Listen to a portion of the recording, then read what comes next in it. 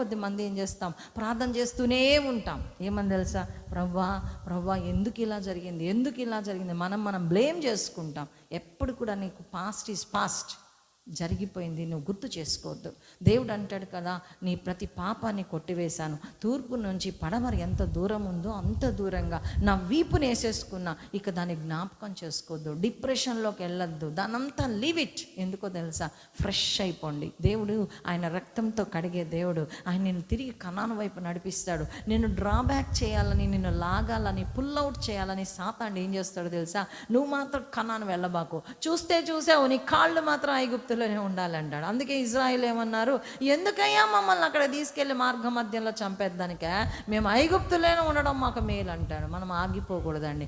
ఎన్ని అడ్డలు వచ్చినా, ఎన్ని ఆటంకాలు వచ్చినా, అందుకే ఆగిపోక సాగిపోతాం. ఎందుకంటే కనాను వైపు చూసినప్పుడు సంపూర్ణతలోకి గురి మనకు కనిపిస్తుంది, పర్ఫెక్ట్ లైఫ్ మనకు కనిపిస్తుంది. మనకి పర్ఫెక్షన్ అనేది మనకి యేసుక్రీస్తులోనే కనిపిస్తుంది. కానీ ఆయన ముందు పెట్టుకో, నువ్వు ముందుకు సాగిపోగలవు. నాకు బాగా శ్రమ వచ్చింది.